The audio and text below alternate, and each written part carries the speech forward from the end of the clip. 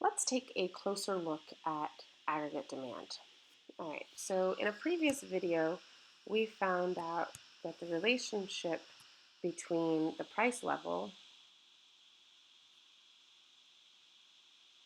and real GDP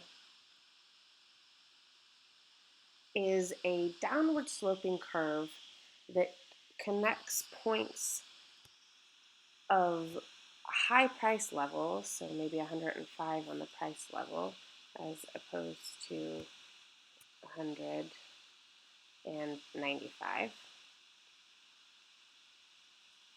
with different levels of real GDP. So let's say if this one is $17.5 trillion of real GDP, and obviously as we go up the number line, $18 trillion of real GDP.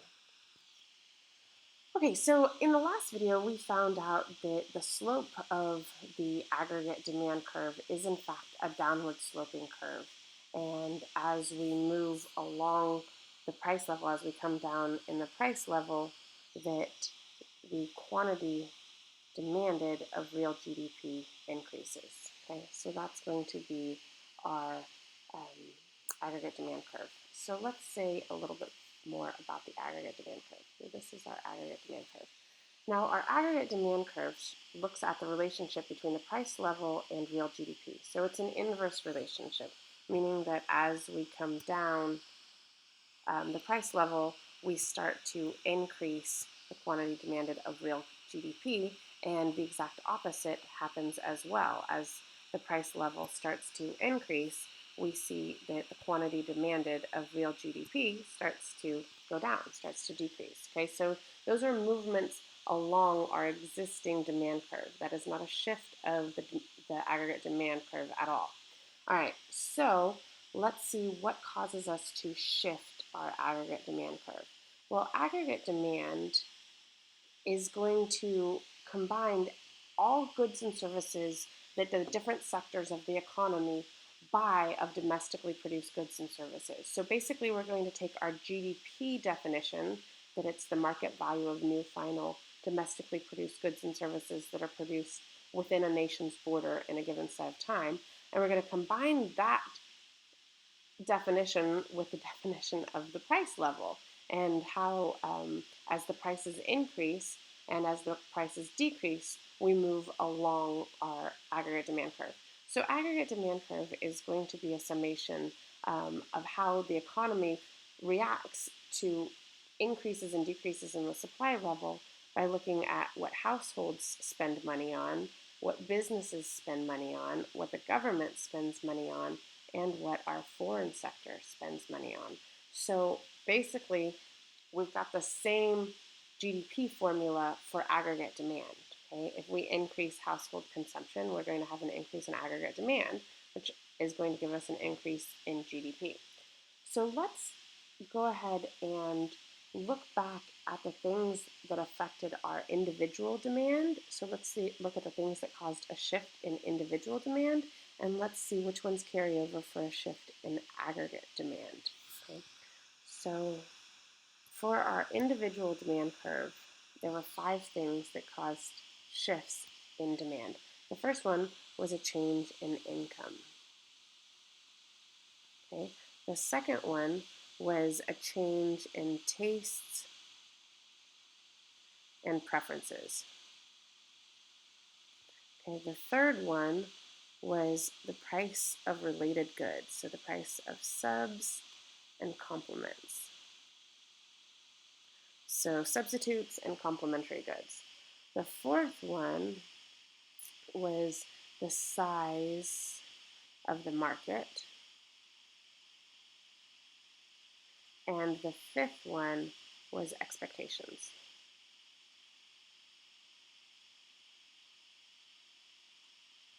Okay, so now let's see which of these will affect aggregate demand.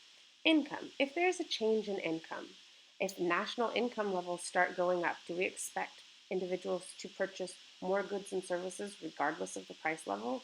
Do we expect there to be basically a shift in the demand curve?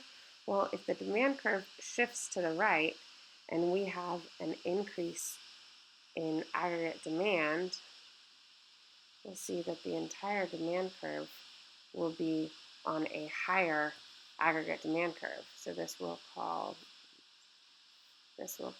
aggregate demand. Pen's a little light there, sorry. Okay, so we'll call this aggregate demand 1. Okay, so if the income level increases, we definitely expect to see there to be an increase in aggregate demand. Some ways that income levels increase could possibly be a reduction in taxes. So in addition to just a change in income, we're going to call this macro policy. So what if there was a reduction of the tax level? What if there was an increase in the amount of welfare that the government was giving to certain households? That would cause an increase in aggregate demand. Tastes and preferences. Well, let's look at taste and preferences. What if we prefer more domestic goods as opposed to international goods? That would cause us to have a change in demand, but what if we prefer Coke over Pepsi? If we start buying more Coke as opposed to Pepsi, does that change our aggregate demand? No, because we're just simply buying more of one good and less of the other good. We're not buying more soda in general. We're buying more Pepsi and more Coke. So some of the taste and preferences, we'll put a little line saying it depends on what we're looking at. If we're looking at our goods compared to other nations' goods, then yes, if we have a strong sense of nationalistic pride, or if we have some sort of protectionism going on, then we expect there to be an increase in aggregate demand. If it's that we're preferring one domestic good over another domestic good, no, that's not going to cause a change in aggregate demand. What about the price of substitutes and complements? Well, again, all of that is built into the model, so that's not going to cause us to buy more GDP regardless of the price level.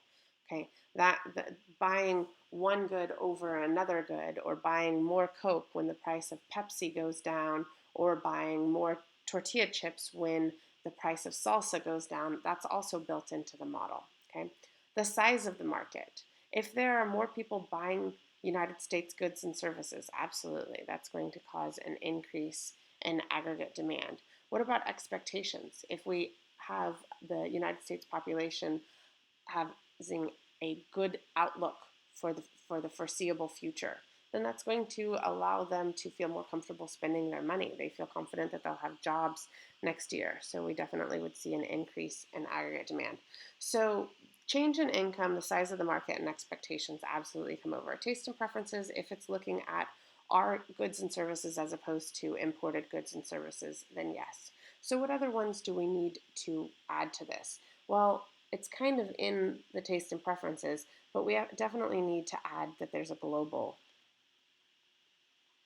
effect on aggregate demand. If people are unhappy with the United States and they don't want to buy U.S. produced goods and services, we'll see that there's a reduction in aggregate demand. If we create more trade relationships and we extend possibly our free trade area, then we would see that there's an increase in aggregate demand. Okay, so macroeconomic policy is definitely going to play a role, as well as the global market and how it is interacting with the United States. Okay, so after this, let's go ahead and look at aggregate supply. But this should definitely give you guys a starting point to kind of start understanding what's going on with aggregate demand. It's very similar to individual demand. The only thing is we can't say that there's a downward sloping curve just because of the law of demand. The law of demand doesn't go in depth enough to explain why the aggregate demand curve is downward sloping. We would need to be able to explain the interest rate effect, the international trade effect, and the wealth effect.